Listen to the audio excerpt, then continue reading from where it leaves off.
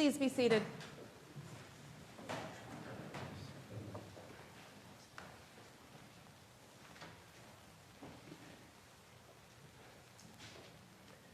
Many years ago, on pilgrimage in Wales, I wandered down an arbored pathway only to arrive at a sheep's gate. A sheep's gate is a gate with a step on either side, so that one must step up, then step over, then step down to arrive on the other side.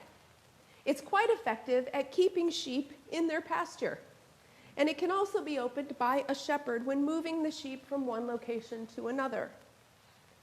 There at the gate, I wondered what lay beyond it.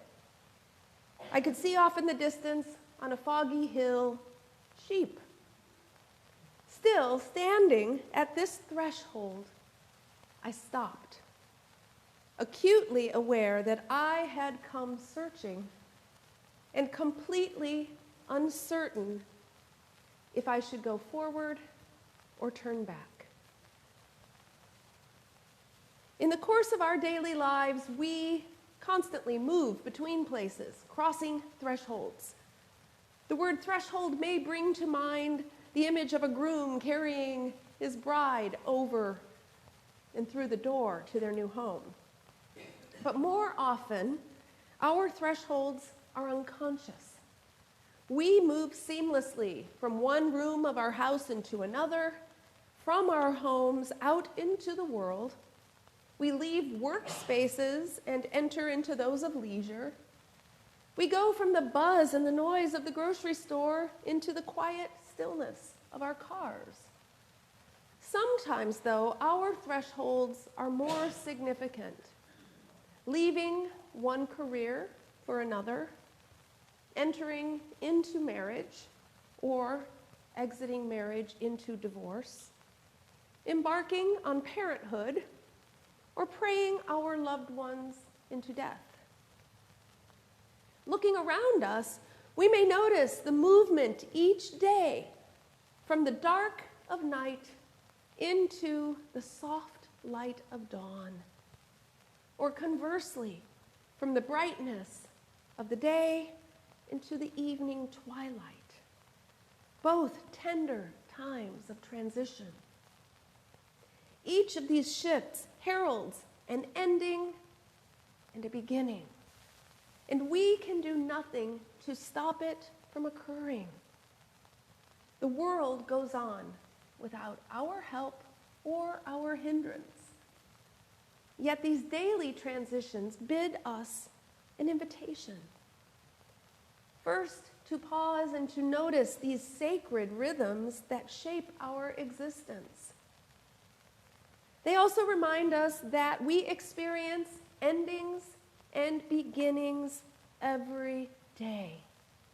Some that we cannot control, like sunsets and sunrises or death, and others in which we have full agency and choice. If we think about it, we might realize that we are quite practiced at navigating thresholds. In today's gospel, Jesus says, "I am the gate."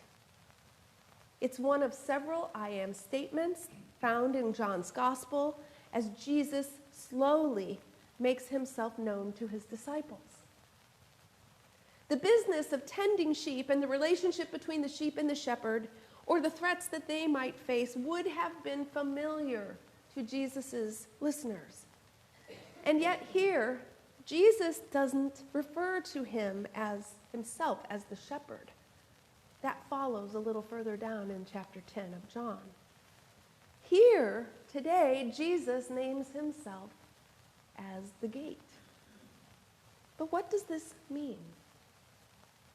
To make better sense of it, we need to go back to chapter 9 in John, to the healing of the man born blind.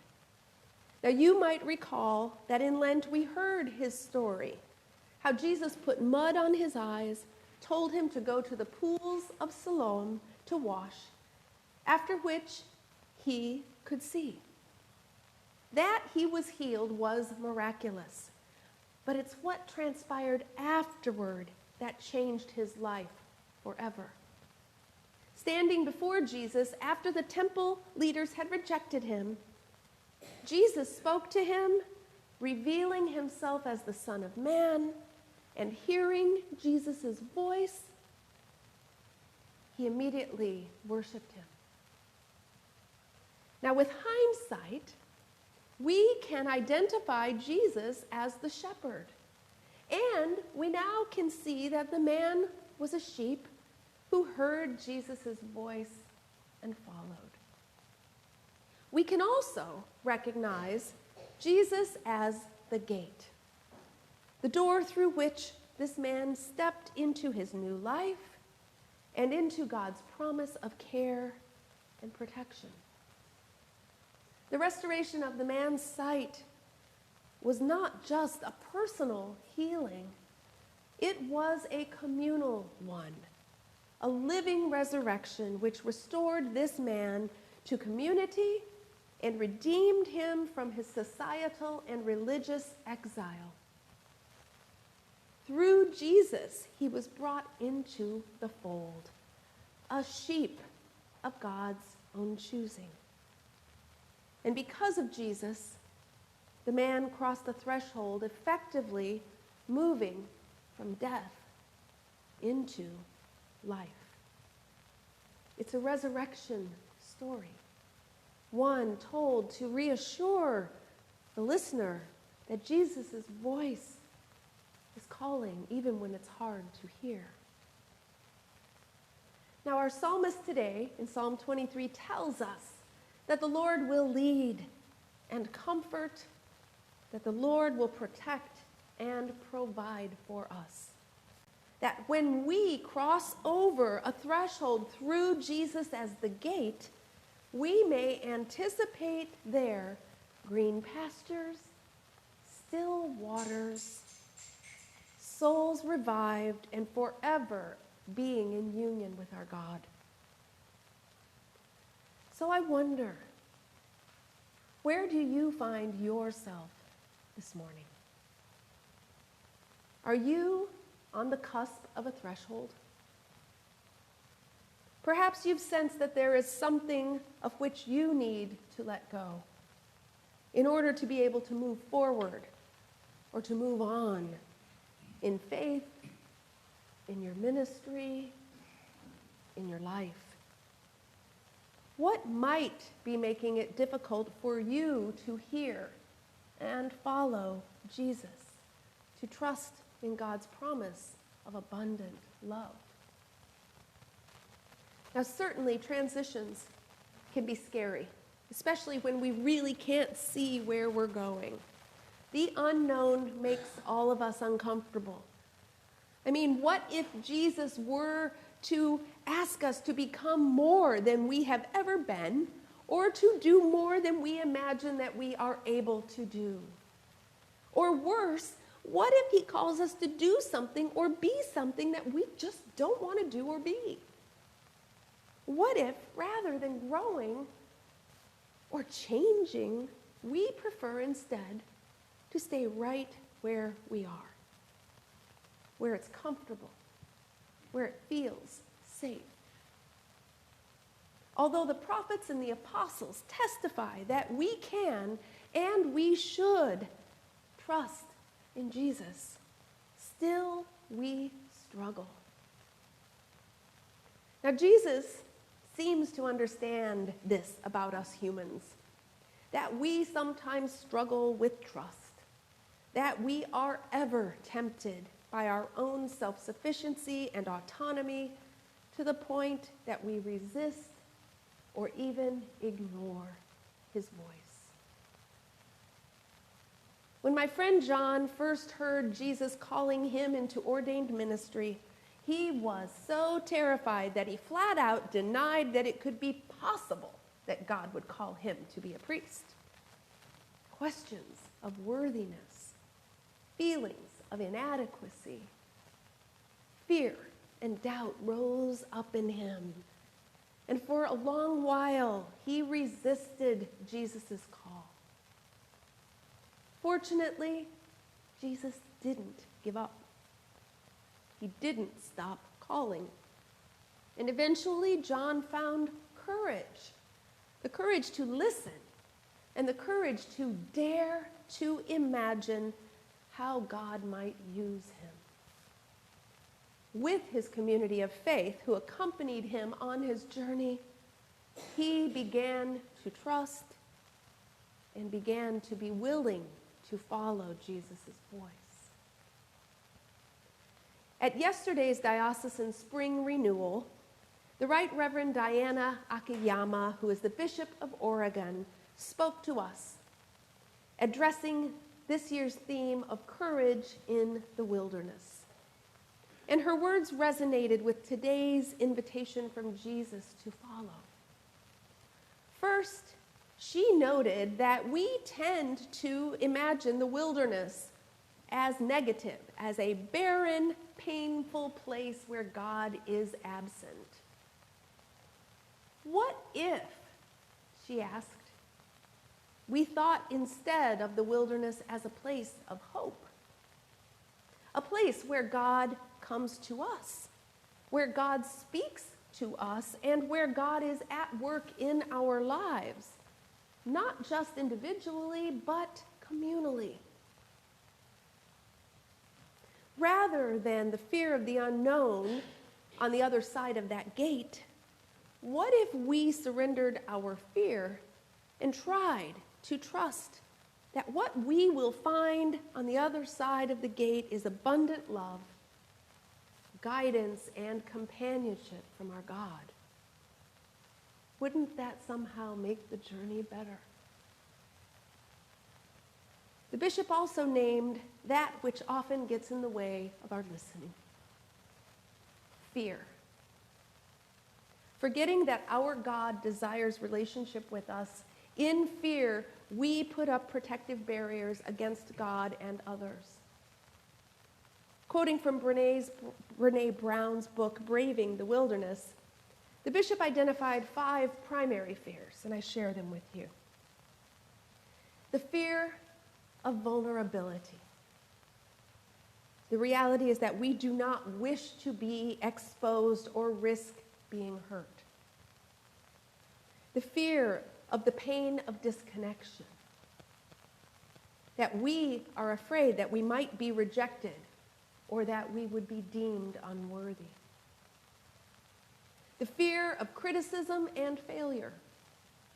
That we are not, and we fear may never be, enough.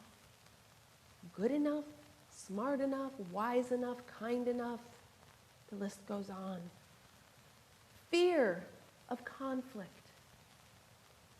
Our desire to keep peace at all costs makes us numb, keeps us comfortable, and does not move the world forward. And the fear of not measuring up. Our desire and our need to be perfect and above reproach. Maybe one or more of these fears resonates with you. Can you think of a time when your fear sidetracked you? When it kept you from taking a next step in your path? Or when it informed the way in which you engaged someone else? We each know what it is to fear, for we are human. It's in the naming of our fears that we can dispel their power over us and we can find our way back to Jesus.